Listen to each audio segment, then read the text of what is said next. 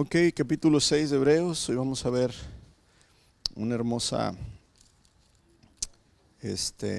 exhortación de ánimo que nos deja mucha esperanza, nos deja mucho confort por parte del escritor de Hebreos. La semana pasada estuvimos viendo pues los versos del 6 en adelante, creo que al 12, y hoy vamos a ver del 12, del 13 hasta el 20 del capítulo 6. La semana pasada, ¿verdad? Estuvimos diciendo que aunque habían hablado anteriormente el escritor de Hebreos acerca de la apostasía, de aquellos que ya no podían volver a ser puestos en la fe porque habían rechazado al Señor, en la forma en que ellos habían abandonado la fe, dice que él no creía que esto se aplicaba a ellos porque ellos habían dado esos frutos de amor, ¿verdad? Donde dice el verso 10, pues Dios no es injusto y no olvidará con cuánto esfuerzo han trabajado para Él y cómo han demostrado su amor para Él sirviendo a otros creyentes como todavía lo hacen.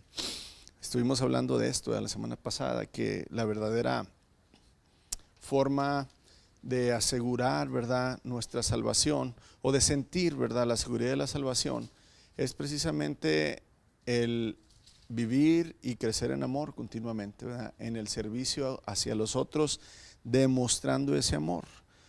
¿Cómo? En sacrificio por los demás. Así es que en el verso 11 dice: nuestro gran deseo es que sigan animando a los demás mientras tengan vida para asegurarse de que los que esperan se hará realidad. ¿Cuál es la esperanza de nosotros? La salvación. ¿Cómo nos aseguramos de la salvación? Viviendo en amor, los unos hacia los otros, ¿verdad? No ganar la salvación con el amor, fíjese, no estamos diciendo eso, es demostrar que la salvación está en nosotros, viviendo en amor. Si la salvación no está en nosotros, no nos vamos a poder amar, hermanos, no vamos a poder, ¿verdad?, dar ese amor que el Señor nos da. Entonces terminamos con este verso 12, entonces no se volverán torpes ni indiferentes espiritualmente. En cambio seguirán el ejemplo de quienes gracias a su fe y perseverancia heredarán las promesas de Dios. Entonces aquí va a conectar el escritor de Hebreos, donde dice seguir el ejemplo de quienes gracias a su fe, y entonces va a hablar de Abraham, nos va a poner como ejemplo a Abraham, ¿verdad? Y aquí es donde podemos ver este tema hoy, ¿verdad?, de abrazarnos o aferrarnos a las promesas de Dios. Aferrarnos a la promesa de Dios.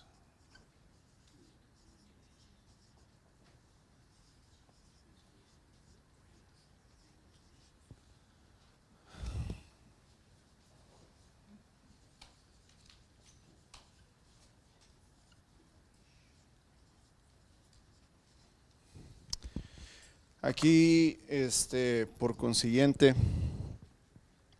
vamos a ver, ¿verdad?, un poco de la vida de Abraham.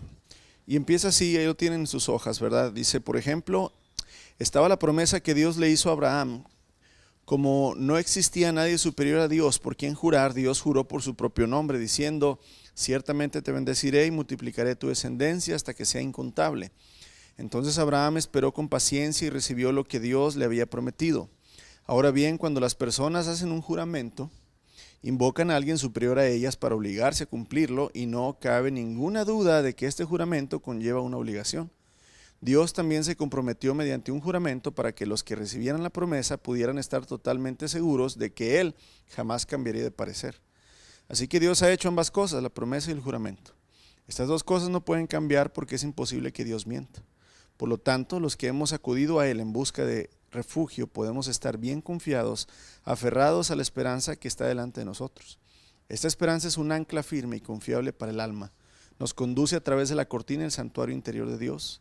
Jesús ya entró ahí por nosotros. Él ha llegado a ser nuestro eterno sumo sacerdote según el orden de Melquisedec. Amén. Entonces aquí, amados, si alguien del Antiguo Testamento ejemplifica el concepto de esperanza, o sea, si podemos poner a alguien, si yo digo esperanza, ¿en quién puedo pensar? Pues en Abraham. ¿Por qué? Porque el apóstol Pablo dice en Romanos 4:18: contra toda esperanza, Abraham en esperanza creyó y llegó a ser así el padre de muchas naciones. O sea, es decir, Abraham tenía todas las de ir, ¿verdad? Vamos a decir, todas las de perder, decimos el dicho, ¿verdad? O sea, Abraham no tenía posibilidades humanamente, hermanos, de tener hijos. Ya era anciano y estéril, su esposa anciana también. Ya, ¿verdad? Se les había pasado el tiempo de la fertilidad, ya estaba anciano, y entonces contra toda esperanza Abraham en esperanza creyó. ¿Sí? Aunque, como decimos, tenía el agua hasta el cuello, ¿verdad? Ya. Y a pesar de eso, él dijo: yo confío en la promesa que Dios, el Eterno, ha hecho. Ahora, al exhortarnos a nosotros, los lectores, ¿verdad?, de la carta, él quiere exhortarnos a tener plena certeza, seguridad, hermanos, de la esperanza. El escritor ilustra su amonestación enfocando la atención en Abraham, el patriarca conocido como el padre de los creyentes, que demuestra la fe y la esperanza, ¿verdad? Estos dos van a estar siempre interrelacionados. La fe genera esperanza y la esperanza fortalece la fe. Habíamos hablado acerca de una triada, ¿verdad? Que dijimos: el amor,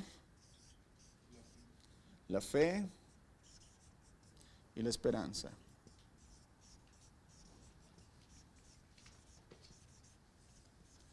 Dijimos que estos, ¿verdad?, van siempre juntos. Si no tienes fe, pues no tienes esperanza. Si no tienes esperanza, pues no tienes fe. Si no tienes fe en el Señor, no hay amor, ¿verdad? Si no hay amor, pues no hay fe. Y entonces van, ¿verdad?, de la mano, y aquí el escritor de los Hebreos quiere ilustrar esto. A veces las ilustraciones pueden ser más efectivas que la enseñanza. Gracias, mi hermano. El Señor Jesús, ¿verdad?, lo vemos muy comúnmente hacer esto. Para enseñar algo, nos ilustra primero, ¿verdad? Usa parábolas, usa analogías, usa ilustraciones. Y aquí el escritor de Hebreos hace lo mismo, toma a Abraham, ¿verdad? Y aquí en el capítulo 6, el escritor ilustra primero, la semana antepasada vimos la dureza del corazón, que dijimos que Dios hace llover sobre tierra fértil y sobre tierra infértil. Y dijimos, las dos tierras reciben el agua, reciben la bendición, pero la tierra que es trabajada es la que va a aprovechar, ¿verdad? Y la tierra que, aunque recibe la bendición, pero no trabaja, pues no va a recibir, ¿verdad?, absolutamente nada. Entonces, la tierra fértil es aquel corazón que abre, ¿verdad?, la esperanza y la fe a Dios y se esfuerza, trabaja en lo que Dios le dice, y entonces hay fruto. Y la tierra, ¿verdad?, que no se trabaja es la del corazón duro, donde así hace primero, ¿verdad?, esta ilustración en el capítulo 6, el escritor de Hebreos, y ahora recurre una vez más a la ilustración. ¿Y quién mejor que Abraham para hablar de la vida, de la fe y de la esperanza? Y aquí es donde podemos notar lo que ya muchos sabemos, ¿verdad? Cómo Abraham recibe las promesas de Dios. Pero para alcanzar la promesa tienes que tener esperanza, aunque todo vaya en contra, ¿verdad?, de lo que parece ser. Y vamos a poner aquí algunos números. Por ejemplo, Abraham tenía primero 75 años cuando recibe la promesa. Fíjense bien, 75 años al recibir la promesa.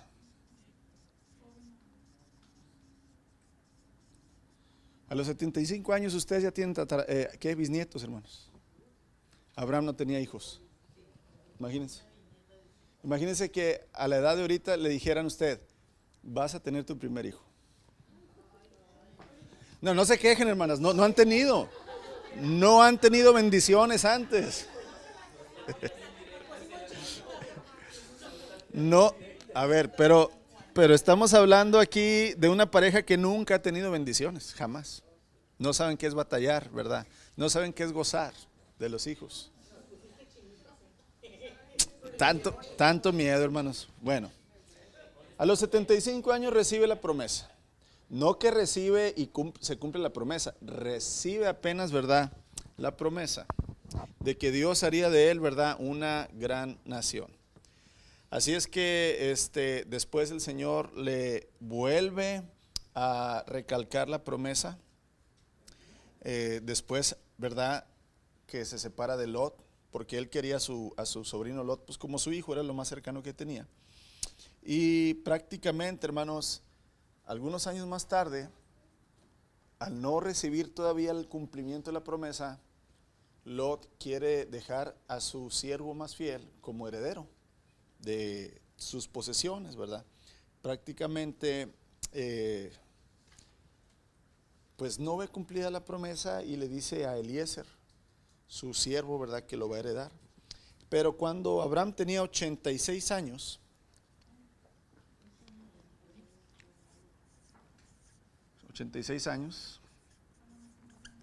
le nace Ismael.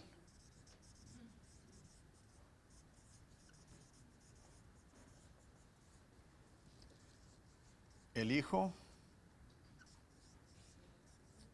de su concubina. ¿Sí?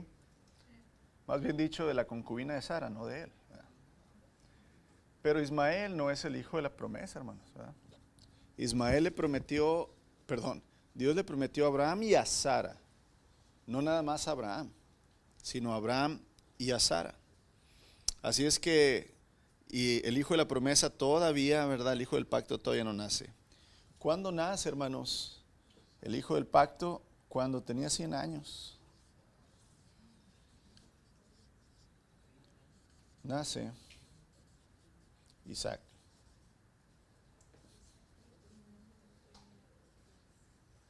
El hijo de la promesa.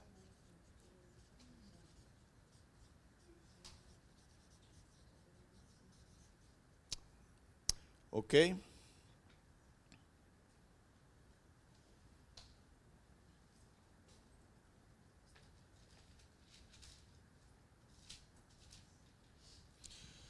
Ahora, 60 años después, entonces, a los 160 años, 160, nace sus nietos, Esaú y Jacob.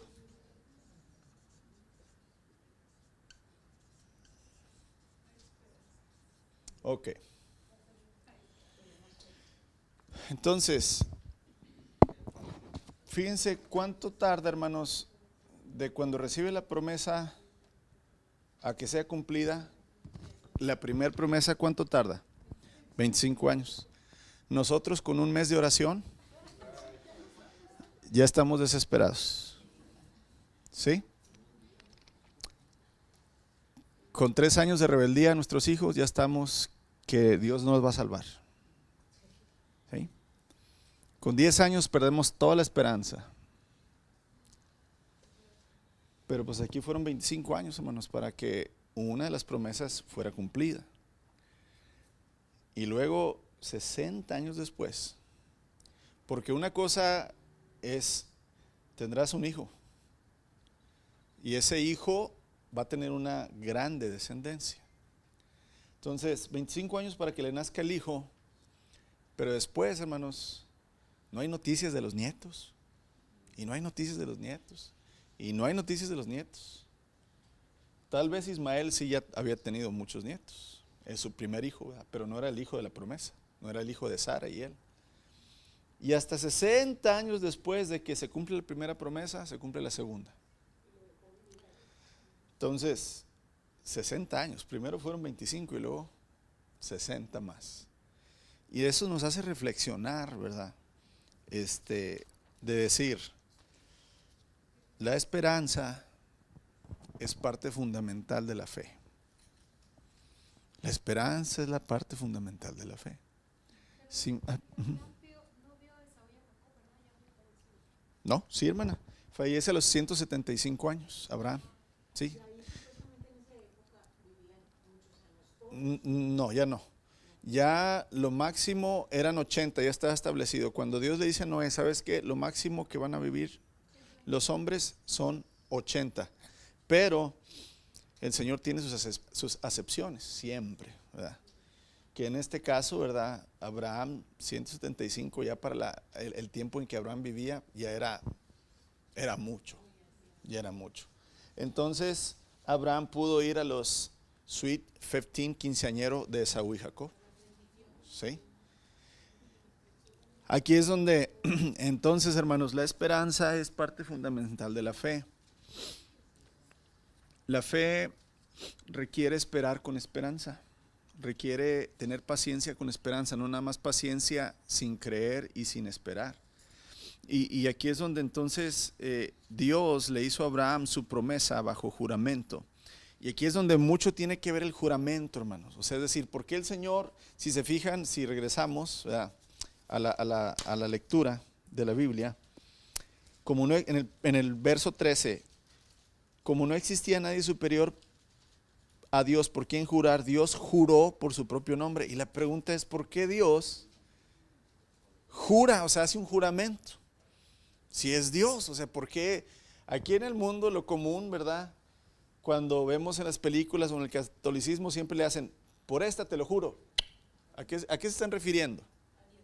A Dios o a la Virgen, ¿verdad? Te lo juro por esta. O sea, están invocando, ¿verdad?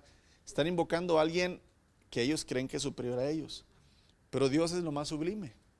¿Por quién va a jurar Dios? Si no es que. Pero la pregunta es, ¿por qué? ¿Verdad? Y aquí es donde podemos decir, es que Abraham era amigo de Dios. Entonces Dios, ¿verdad?, le quiso a su amigo hacer ese juramento. Pero dice que Dios no hace excepción de personas. Entonces no puede ser porque Abraham era amigo de Dios, sino porque Abraham, hermanos, fue escogido como modelo y ejemplo para nosotros los creyentes. O sea, ya aquí el Señor, voy a mover un poquito esto para que puedan ver ahí. Ya aquí el Señor está contemplando que va a usar a Abraham como un ejemplo para nosotros los creyentes, ¿sí? Entonces por eso va a poner un precedente, ¿verdad? Va a poner una base de cuando Él hace la promesa, uno se puede aferrar a ella por medio de la fe, ¿verdad? Y la esperanza en el amor que Dios nos tiene, como lo hizo Abraham. Aquí el importante no es Abraham, aquí el importante es el Dios, ¿verdad?, que hizo la promesa. Abraham lo que hizo fue esperar y esperar y esperar y esperar, ¿verdad? Confiar, pero en realidad el enfoque es en el Señor, ¿verdad? Así es que esto de que Abraham va a ser un ejemplo lo podemos corroborar más adelante en la carta a los Hebreos, capítulo 11, nosotros le llamamos el salón de la fama de la fe, ¿verdad? O sea, los grandes personajes de fe de la Biblia ahí son mencionados en Hebreo 11, más adelante lo vamos a ver en el estudio, ¿verdad? Todavía no, vamos al capítulo 6, pero para hacer referencia, aquí se nos anima a confiar las promesas y el plan de Dios, recapitulando las grandes obras de fe que Dios llevó a cabo por medio, ¿verdad?, de Noé, de Moisés, de Abraham, de Sara, de esta, la de Rahab,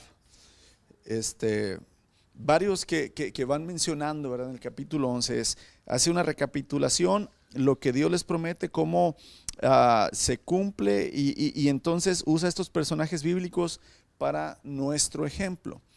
Dios le habló a Abraham, hermanos, en términos humanos, al dirigirse, ¿verdad?, al Padre de los creyentes, le dijo, juro por mí mismo.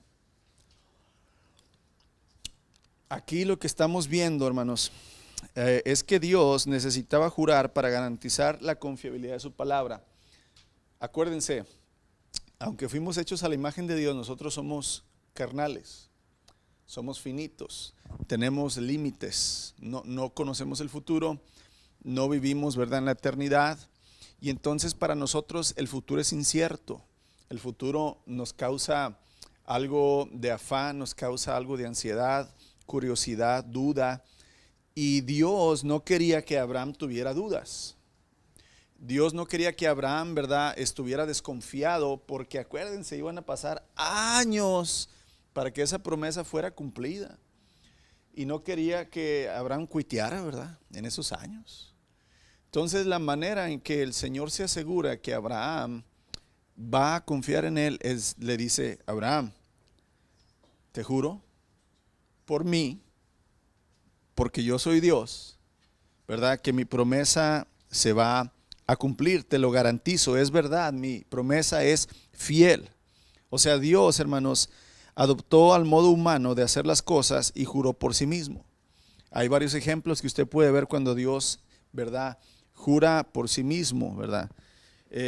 Y aquí es donde entra entonces este pensamiento: no hay más excelente juramento que el que Dios hace. Yo puedo jurar por Dios, pero yo puedo faltar a mi promesa o a mi juramento, porque soy hombre.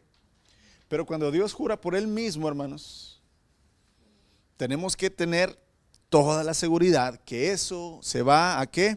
A cumplir. Y el escritor de Hebreos nota, hermanos, que el hombre siempre jura por alguien más grande que él mismo, como dijimos ahorita. Pero Dios, hermanos, no tiene nadie que lo supere.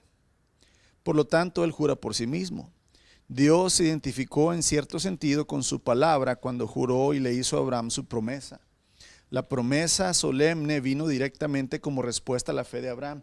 O sea, Dios le dice a Abraham: Abraham, haré de ti una gran nación, bendeciré, ¿verdad?, las naciones de la tierra, tu descendencia será tan numerosa como las estrellas de los cielos, como la arena del mar. Y Abraham lo cree. Y porque Abraham cree, entonces el Señor hace el juramento, porque una cosa es la promesa y otra cosa es el juramento. Yo puedo decir: hermanos, mañana vamos todos a cenar tomahawks.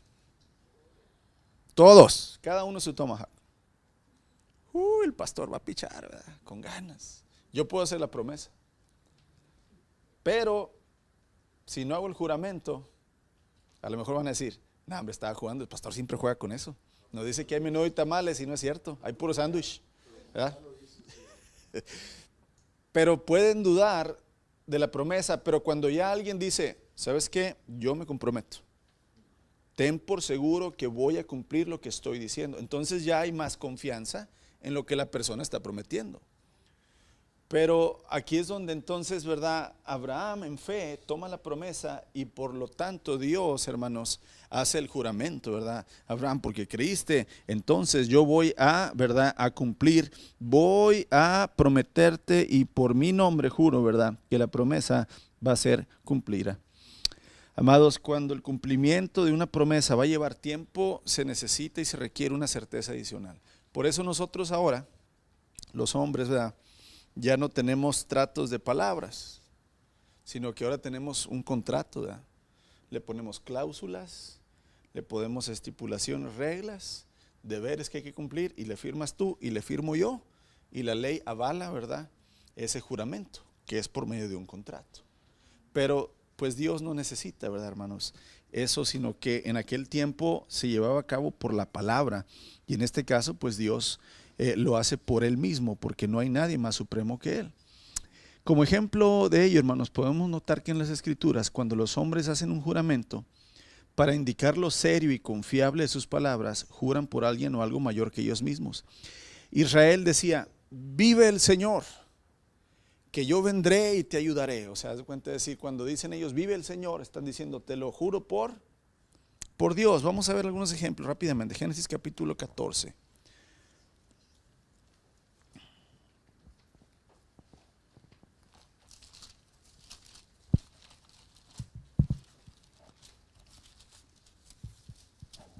Verso 22.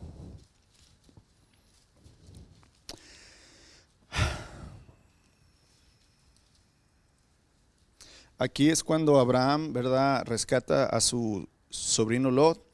Algunos reyes habían tenido batallas, caen presos los reyes de Sodoma, ¿verdad?, donde vivía Lot. Así es que se llevan a Lot y a toda su familia y todas las cosas que había y las personas. Abraham va con sus hombres, lucha en contra de esos reyes y rescata a todas las personas.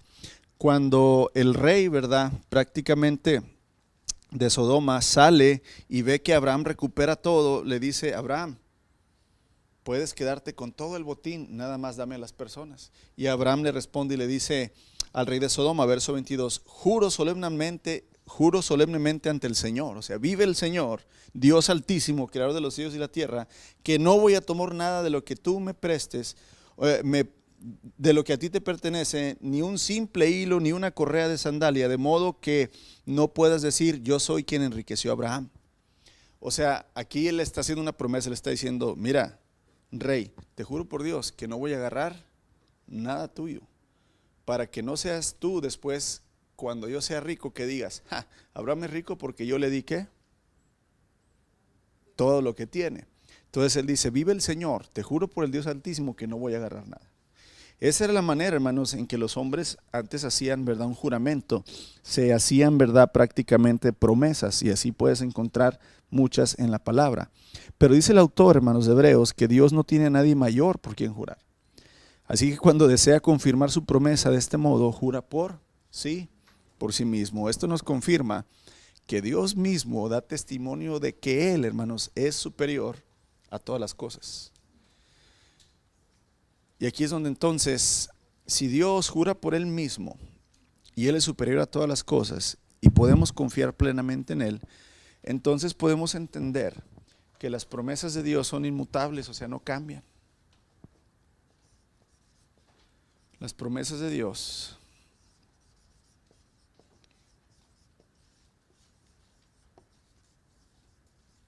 son inmutables.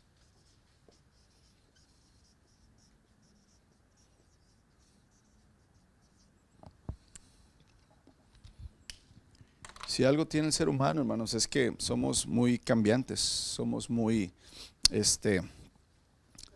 volubles y llamamos la palabra convenencieros. Depende, ¿verdad? Como esté el agua, es como más o menos hacemos las cosas.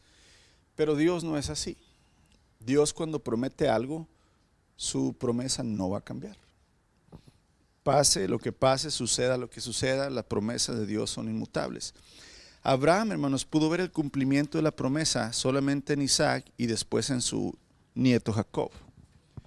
Acuérdense, Dios le prometió que iba a tener una descendencia como las estrellas de los cielos y como la arena del mar. Estamos hablando de millones, hermanos. Pero aquí él nada más ve 1, 3. De esos millones de descendientes, él nada más ve 3. Yo no sé si usted ha ido a un lugar donde esté completamente alejado de una ciudad, oscuro, y pueda ver el cielo. El cielo está completamente lleno de estrellas, hermanos. No las vemos aquí por la contaminación de luz que tenemos, pero cuando vas a un lugar sumamente en oscuridad, está tapizado el cielo de estrellas. Imagínense, hermanos, estos 25 años en que van a ser Isaac. Yo creo que todas las noches Abraham volteaba y veía los millones de estrellas y decía, Señor, tú me has prometido que mi descendencia va a ser como esas estrellas. Cada noche, hermanos. ¿Y por qué crees que Dios le puso ese ejemplo de las estrellas? Para que Abraham tuviera esperanza. Son muchos descendientes, Señor. Y amados, aquí tenemos que entender, ¿verdad?, que necesitaba Dios jurar y necesitaba que su promesa fuera inmutable, que no cambiara, que así lo creyera, ¿verdad, Abraham? ¿Por qué? Porque prácticamente él nada más vio a 1, 2, a 3, ¿verdad?, de sus descendientes. Así es que Dios interpone el juramento. El juramento asegura a Abraham que Dios va a cumplir su palabra a pesar de los años de espera que tenía por delante, ¿verdad?, los receptores de todas estas promesas. Y podemos tener confusión de repente si vamos al capítulo 11 de Hebreos. Aquí lo puse en el verso 39. Les digo que habla de diferentes personajes, nos menciona ciertas obras que hicieron por fe, y al final, al terminar ese capítulo 11, viene este capítulo 39 y parece que puede haber confusión. Dice, debido a su fe, todas estas personas, ¿quiénes? Abraham, Noé, Moisés, Rahab, Sara, debido a su fe, todas estas personas gozaron de buena reputación. Y es lo que estamos hoy haciendo, estamos hablando de Abraham de una manera buena. aunque ninguno recibió todo lo que Dios le había prometido. Y entonces uno dice, pues ¿qué pasó, Señor? Pues no que tu promesa es inmutable, no que nos podemos aferrar, ¿verdad?, a tu promesa. Y luego aquí nos dices que ninguno recibió todo lo que Dios le prometió. O sea, parece que es ambiguo, ¿verdad? No checa, no hace clic. Pero aquí tenemos que entonces, hermanos, usar toda la capacidad que la palabra de Dios nos da y su Espíritu Santo. Y pudiéramos pensar que es una contradicción, ¿verdad?, lo que estamos viendo. La inmutabilidad de las promesas de Dios, lo fiel que es Dios, lo confiable, el juramento, la promesa, pero luego pareciera que no recibieron los personajes lo que Dios prometió. Pero aquí lo que vamos a ver, hermanos, es que Dios hace una promesa que va a llevar a cabo su plan. Y cómo explicar que ninguno recibió todo lo que Dios prometió. Y aquí vamos a Juan capítulo 8. ¿Quién le hizo esa promesa a Abraham? El Señor Jesús.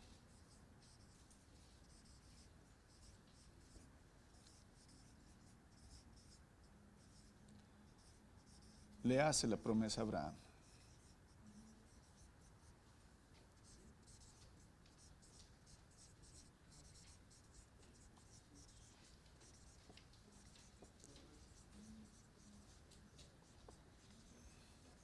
Juan capítulo 8, verso 56. El Señor está teniendo una discusión con los fariseos, con los judíos. Les dice que ellos que son esclavos. El Señor está refiriendo en el espíritu, son esclavos de su pecado. Todo hombre es esclavo de su pecado y necesita liberarse. Y ellos se defienden diciendo, hijos de Abraham somos. O sea, diciendo, Abraham es el que recibió directamente la promesa de nuestro Dios. Abraham es el padre de la fe. Abraham, ¿verdad?, es nuestro padre. Nosotros no somos esclavos de nadie. Somos los hijos del Dios Altísimo. Pero en realidad, hermanos, el Señor, ¿verdad?, está hablando espiritualmente. Y entonces el Señor les dice, Abraham, el padre de ustedes, se alegró mientras esperaba con ansias mi venida. Y la vio y se llenó de alegría. Aquí entonces tenemos que pensar bien lo que está sucediendo.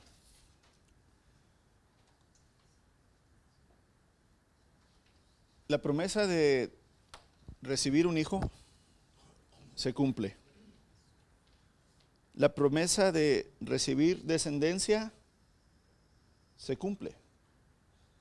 Pero Abraham sabía, hermanos, que para poder llegar a tener la descendencia como las estrellas de los cielos, iban a pasar ¿qué? Muchos siglos. Y entonces dice que Abraham, hermanos, esperaba con ansia y entendió. ¿Cómo entendió, hermanos? Pues el Señor tiene su manera.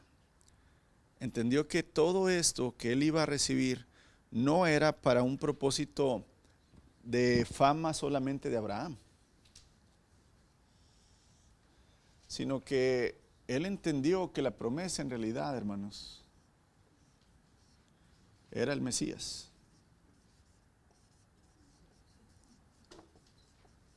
¿Sí? La bendición con la que la descendencia de Abraham iba a llenar la tierra era con la bendición del Mesías. No sé si en una visión el Señor le mostró, porque dice que lo vio de lejos, dice, inclusive lo saludó, dice la Reina Valera. Y aquí dice, ¿verdad?, en la Nueva Traducción Viviente, dice, vio la venida, mi venida, y se llenó de alegría. O sea, en realidad lo que está aquí sucediendo es, en el verso que estamos viendo del capítulo 6, que la promesa es inmutable, ¿verdad?, no cambia, porque el juramento y la promesa van a permanecer. Y luego en el verso 39 del capítulo 11 nos dice que Abraham y esas personas no recibieron todo lo prometido por Dios. No quiere decir que no recibieron nada, sino que estuvieron viendo el inicio del cumplimiento de las promesas y por la fe y la esperanza lo recibieron todo y creyeron. Ellos sabían que por completo iba a suceder lo que Dios les había dicho porque les empezó a cumplir las promesas. Y aquí es donde entonces, hermanos, Abraham entiende. ¿Se acuerdan la vez que el Señor le pide sacrificar a su hijo Isaac? Aquí también hay un juego de palabras muy interesantes ahí en Génesis, porque cuando vamos a Génesis, hermanos, cuando Dios le pide sacrificar a Isaac, es bien específico el Señor. Porque acuérdense que para ese tiempo Abraham tiene 2 hijos. ¿Sí?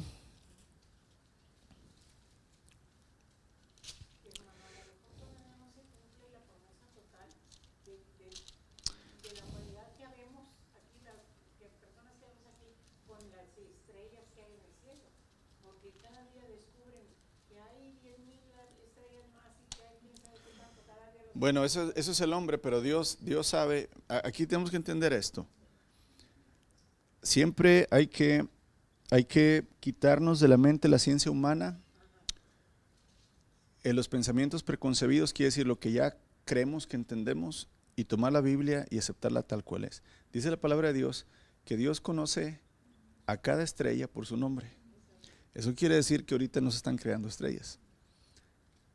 Que nosotros apenas las descubrimos es una cosa, pero ya no hay creación de estrellas.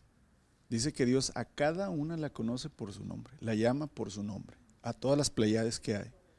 Entonces, que descubramos más no quiere decir que se sigan reproduciendo más, ¿verdad? Sí, sí, que no las, sí. Ahora, aquí es donde nosotros por eso creemos con fe todo lo que la palabra de Dios dice, y tenemos que quitarnos de nuestra mente las cosas que en este mundo se nos han enseñado, ¿verdad? Y creer y pensar, ¿verdad? Porque sí, hermano, les digo, cuando vas a la playa y ves los granos del mar, dices tú, exacto, o sea, ¿cómo? Hermanos, pues, platicando hace rato con Brandon, le digo, mira, en 400 años que los israelitas vivieron en Egipto, salieron más de 2 millones de israelitas, en 400 años, que no era su tierra, que no era, ¿verdad?, la tierra de la promesa donde fluye leche y miel, donde eran esclavos a trabajos forzados. Ahí entraron 70, ¿no? 75 y salieron 2 millones aproximadamente, porque dice que salieron 600,000 hombres de guerra, y eso quiere decir que por lo menos cada hombre y su mujer son 1,200,000, y póngale que eran bien como los gringos, 2 hijos cada pareja. Ahí ya llegamos a los 2 millones. Que no tenían 2 hijos. Pues sí, Jacob tuvo 12, ¿verdad? Entonces, vemos que la promesa, hermanos, sí se cumple. Eso fue hace 3,500 años de lo que estamos hablando ahorita. Si en 400 eran 2 millones, ¿cuántos se reprodujeron esos 2 millones? Lo que queremos decir aquí es que en realidad, amados, Abraham vio a futuro y llegó a la conclusión, ¿verdad?, de lo que sucedió en el capítulo 22 de Génesis. Cuando ya nació Isaac, tiempo después, verso 1, capítulo 22 de Génesis, verso 1. Estamos hablando ya tantito después que nace Isaac. Tiempo después, Dios probó la fe de Abraham. Dios probó la fe. Hermanos, Dios va a probar tu fe. Si Dios te ama y eres hijo de Dios, siempre va a probar tu fe. ¿Cómo se prueba la fe? Con pruebas, con dificultades, con sufrimiento, con crisis. Dios va a probar tu fe. Abraham lo llamó. Dios sí respondió él, aquí estoy. Primero le dice, toma a tu hijo. Hay una tradición hebrea, o sea, un relato de los judíos que dice, Dios le dice, toma a tu hijo. Y Abraham dice, ¿a cuál? Tengo 2. Ismael, ¿verdad? Isaac. Y luego el Señor dice, tu único hijo. Y luego dice, pues Señor, ya te dije que tengo 2, no tengo nada más 1. Y luego le dice, a Isaac. Dice, al que tanto amas.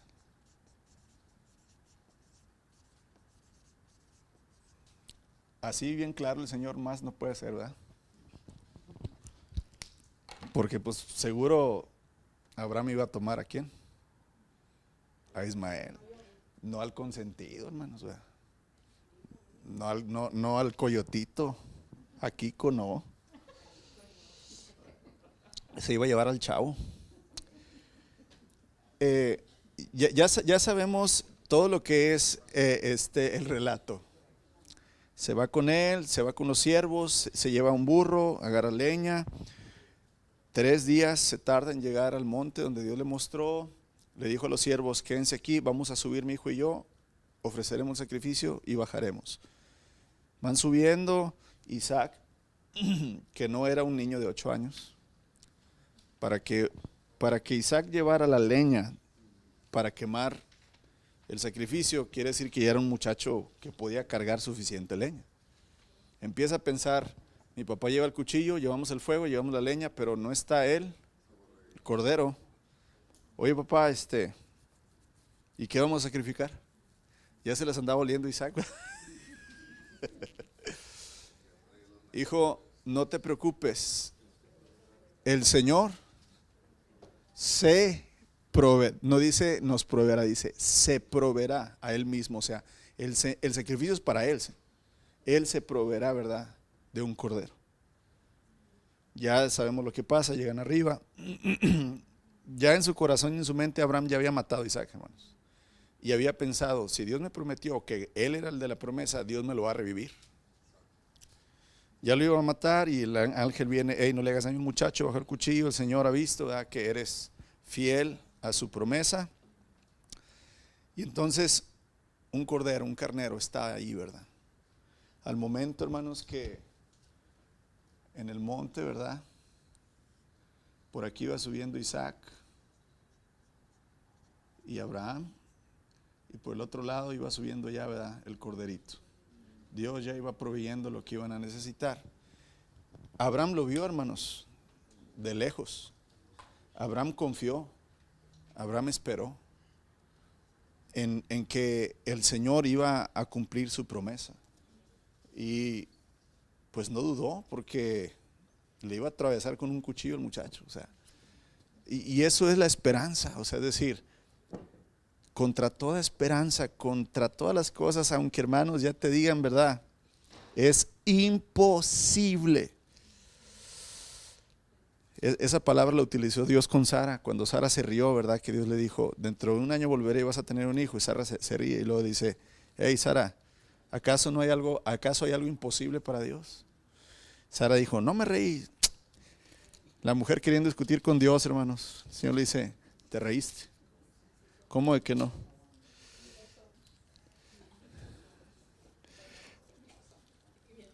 Amados, Abraham vio de lejos. Vamos a la página 55.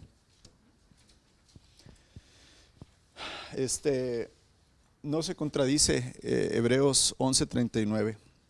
Lo que nos hace es ampliar, y el Señor Jesús nos da la certeza, ¿verdad?, de decir: Abraham vio de lejos, saludó, me saludó, creyó.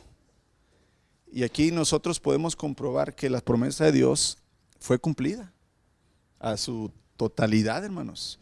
Las promesas de Dios a Abraham, todas han sido cumplidas.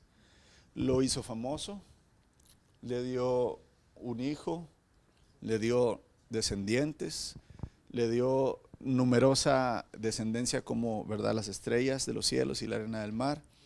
Lo hizo rico, y bendijo a todas las naciones de la tierra por medio de su descendencia. Todas las promesas fueron cumplidas. Por eso podemos, ¿qué?, aferrarnos completa y plenamente a ellas, aunque se tardó.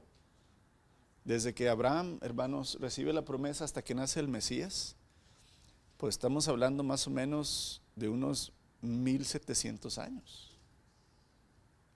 Te digo, y nosotros nos desesperamos porque el Señor no nos da el trabajo que queremos en 2, 3 meses. Y aquí es donde, híjole, la esperanza, hermanos, es fundamental para los hijos de Dios. Abraham esperó con paciencia, hermanos, la promesa específica del nacimiento de Isaac. E inclusive vio la generación siguiente, que son Esaú, ¿verdad?, y Jacob, sus nietos. y cómo él vio cumplida la promesa de Dios al ver sus, ¿verdad?, generaciones. Entonces reclamó para sí la promesa del Mesías. Y por eso dijo, ¿verdad? El Señor es fiel. Dice Hebreos 11:13, todas estas personas murieron aún creyendo lo que Dios les había prometido. Fíjese, todas estas personas murieron aún creyendo. O sea, aunque todavía no estaba la promesa realizada, consumada, murieron diciendo, Señor, sé que la promesa no se puede cumplir estando yo en vida. Sé que requiere mucho tiempo, pero sé que sucederá. Lo vieron de lejos, hermanos, y supieron que la promesa iba a ser cumplida. Lo aceptaron con gusto, lo vieron de lejos. Abraham no solamente fue un hombre de fe, sino un hombre de esperanza. Y muchas veces nunca nombramos a Abraham como el padre de la esperanza, ¿verdad? Nada más el padre de la fe. Ahora, los herederos de la promesa en Cristo. Acuérdense que el enfoque aquí del escritor de Hebreos no es Abraham y la promesa de Abraham y la nación que Dios le iba a dar. Le está usando de ejemplo para que ahora los creyentes, los hebreos que estaban ahí y nosotros que leemos la carta, entendiéramos la promesa de Dios en el Mesías. Después de aportar la ilustración, hermanos, que muestra a Abraham como receptor de la promesa, el escritor de la epístola, ¿verdad?, aplica la enseñanza de la promesa de Abraham a todos los creyentes. Así como Dios aseguró a Abraham la veracidad de su palabra y para ello hizo un juramento, así también a los creyentes llamados herederos de la promesa, Dios les confirma con un juramento. ¿Quiénes son estos receptores de la promesa, hermanos? Aquí, ¿verdad?, en el capítulo 6 de Hebreos que estamos viendo, en el verso 18, prácticamente dice el escritor, dice, así que Dios ha hecho ambas cosas, la promesa y el juramento. Estas cosas no pueden cambiar porque es imposible que Dios mienta. Por lo tanto, los que hemos acudido a Él en busca de refugio, podemos estar bien confiados, aferrándonos a la esperanza que está delante de nosotros. ¿Quiénes son los herederos? Nosotros los que acudimos a Él. ¿Quiénes van a heredar la promesa del Mesías? Los que acudimos a Él. Todo el que vaya a Él va a heredar la promesa del Mesías, amados. ¿Cuál es esa promesa, amados? Juan 3:16. Porque de tal manera amó Dios al mundo que ha dado a su único Hijo para que todo aquel que crea en Él, la promesa es que no se pierda, mas tenga vida eterna. Esa es la promesa. El juramento es, ¿verdad?, el Hijo. Así como Dios da la promesa, así como Dios da el juramento con Abraham, al entregar a su Hijo, hermanos, Dios está asegurando que el que cree en el Hijo va a llegar a Él.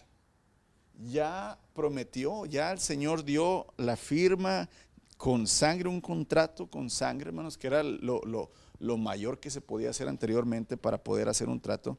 Con sangre nos ha jurado que el que cree en el Hijo, la muestra de ello es la cruz. Y el haber resucitado al Hijo confirma la promesa, hermanos. Y la promesa es esa, ¿verdad? La vida eterna, la resurrección, el estar donde Él está.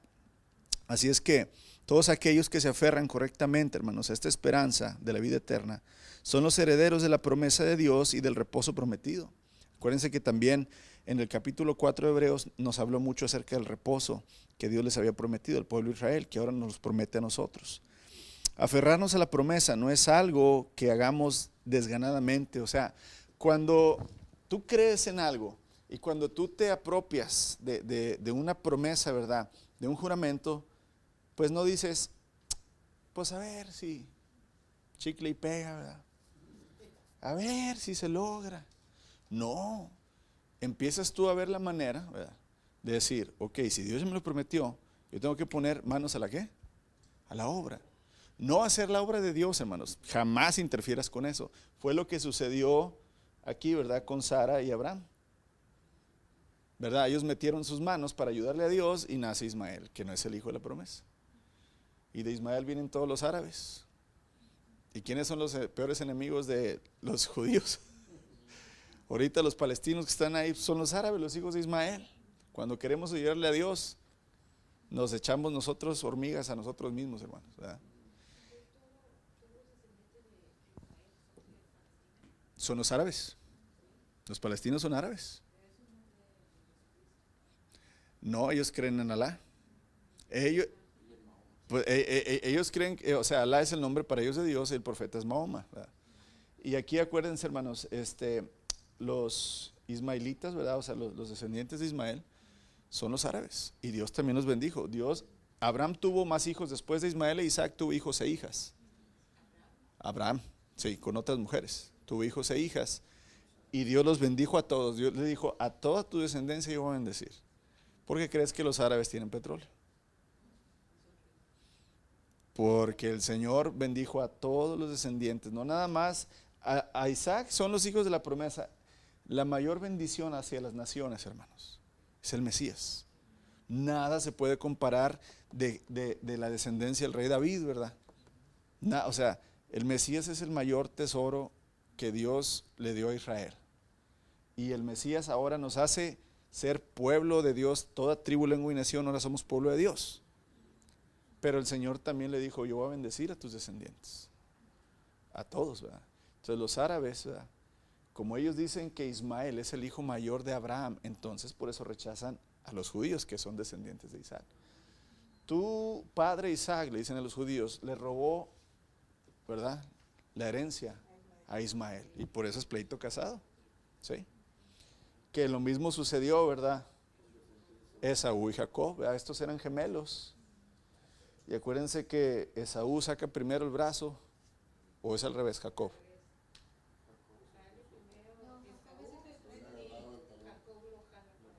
Por eso, entonces Esaú saca el brazo y le ponen dice que le ponen un hilo, mete el brazo y luego ya lo sacan y el otro sale, ¿verdad?, colgado de él.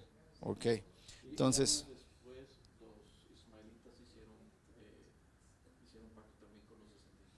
de Esaú, porque pues, ¿verdad?, eran del mismo sentimiento, como que se les había pasado lo mismo.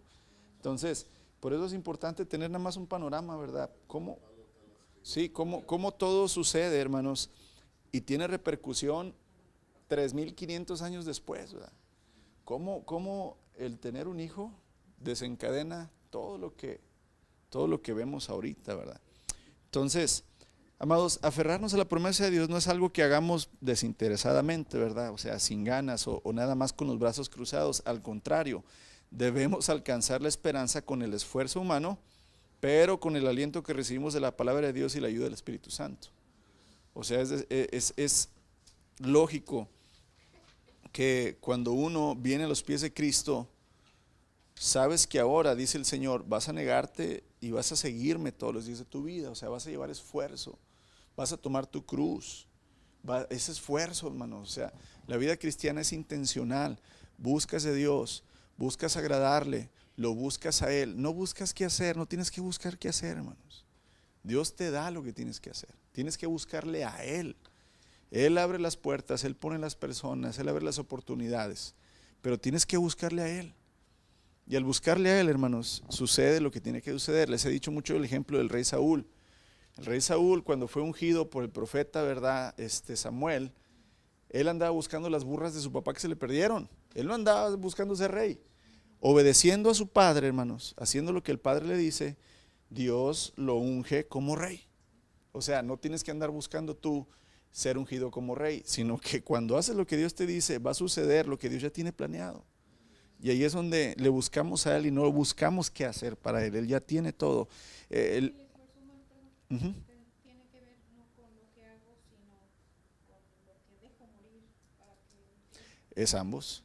Porque aquí es alejarse del pecado y acercarme a Dios. Porque puedo hacer esto. Sí, las obras. O sea, por ejemplo, yo puedo dejar de hacer el pecado, o sea, me sacrifico para abandonar esto, pero me puedo quedar aquí sin acercarme a Dios. ¿Sí? Me puedo quedar yo, decir, yo soy buena persona, no creo en Dios, no tomo, no hago drogas, soy fiel a mi pareja, ayudo a la gente. O sea, aquí estoy.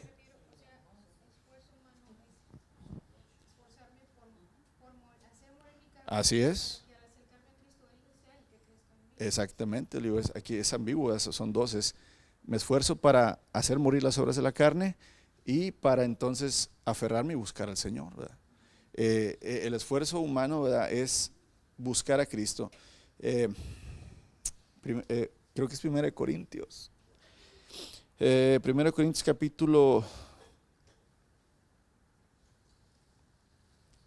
creo que es capítulo 1, verso 9, donde dice, y fiel es Dios quien nos ha llamado a la comunión con su Hijo. O sea, es decir, fíjense, ¿a qué nos llama el Señor? ¿Para qué el Señor nos rescató? No nos rescató para hacer buenas obras, ya esas buenas obras se las tiene. No nos rescató para ganar almas, no nos rescató para hacer ministerios y misiones, nos rescató para tener comunión con su. Ok, al yo buscar a Cristo todos los días, en oración, en la palabra, ¿verdad?, en obedecerle, va a suceder lo que dice Efesios, donde dice, Dios ya tiene preparadas para nosotros obras que de antemano Él ya diseñó, hermanos, para que anduviéramos en ellas. 1:9, gracias. 1 Corintios 1:9 es donde dice que fiel es Dios, quien nos ha, ¿verdad?, llamado a la comunión con el Hijo. Hermanos, las obras Dios ya las diseñó para que anduviéramos en ellas. Esas no las tenemos que buscar. Yo al buscar al Señor, el Señor me va a guiar a sus obras. Pero mi esfuerzo es buscarle. Hermanos, cuesta buscar al Señor todos los días. En oración, en devoción, en lectura de su palabra, en confesión, ¿verdad?, hacia Él. En confiar, en esperar, ¿verdad? En lugar de mover nuestras influencias y hacer nuestras transitas, ¿verdad? Cuesta esperar en Dios, el sufrimiento, ¿verdad? Entonces, eso es lo que nos quiere decir el autor de Hebreos, es decir, oye, Abraham tuvo que esperar, pero salió de su tierra y su parentela, o sea, Dios le dijo, salte, vete, y él lo hizo. Y verdad, al lugar donde yo te voy a mostrar, hasta ahí llega. ¿Dónde, Señor? Dale. Cuando le pidió sacrificar a su hijo, lo hizo. O sea, Abraham no se quedó en Ur, donde él era, nada más esperando, sino que accionó y hizo todo lo que tenía que hacer él. Lo que él no podía hacer, hermanos, lo dejó en manos de Dios, ¿verdad? Y con nosotros es completamente igual. Aquí es donde Dios nos ofrece esperanza y al mismo tiempo nos anima grandemente con los testimonios de hombres y mujeres como Abraham, ¿verdad?, a accionar, a creer, ¿verdad?, a tener esperanza. La esperanza en Cristo, hermanos, es un ancla para nuestra alma. Así, ¿verdad?, va terminando ya los versos del capítulo 6 de Hebreos. Y aquí la ilustración que se propone en el verso 19 es muy vívida y descriptiva, hermanos. El escritor pinta el cuadro, ¿verdad? O sea, les quiere decir a los hebreos que prácticamente nosotros somos una barca sacudida por las olas y las tormentas, pero hay un ancla que no podemos ver, que está allá abajo del mar, que por más olas que vengan y nos muevan aquí arriba, no nos van a desplazar, ¿verdad?, del lugar donde ya estamos. Cristo es esa ancla inamovible, ¿verdad?, aferrada al fondo del mar. Así el alma del hombre, hermanos, sacudida por vientos, olas, de las dudas, tiene un ancla segura, ¿verdad?, firme, arraigada en Jesús. Y la figura del ancla es un objeto inamovible, hermanos, y esta ancla es el trono de Dios mismo. ¿Por qué? Porque si vemos ahí la lectura que tenemos al inicio, ¿verdad?, los últimos versos, fíjese cómo dice verso 19 y verso 20, esta esperanza. ¿Cuál esperanza? No la de Abraham, hermanos. Abraham lo usa como un ejemplo. La esperanza, ¿verdad?, de el Mesías, de la vida eterna. Esta esperanza es un ancla firme, confiable para el alma. Nos conduce a través de la cortina del santuario interior de Dios. Jesús ya entró ahí por nosotros. Él ha llegado a ser nuestro eterno sumo sacerdote según el orden de Melquisedec. ¿Por qué usa esta ilustración, hermanos, el escritor de Hebreos? Acuérdense que los hebreos estaban muy familiarizados con el templo y con el santuario, con el tabernáculo.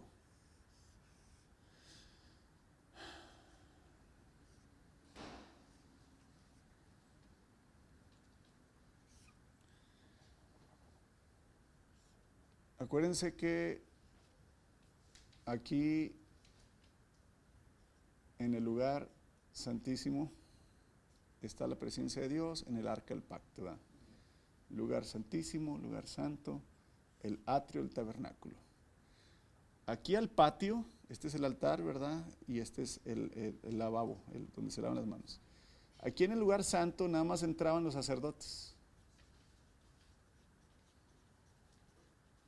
hijos de Leví. Aquí al lugar santo, ¿verdad?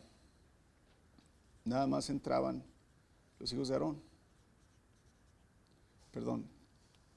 Aquí son los levitas, todos los levitas pueden entrar al atrio, los sacerdotes al lugar santo, y al lugar santísimo solamente, ¿verdad?, los hijos de Aarón, o sea, los sumos sacerdotes.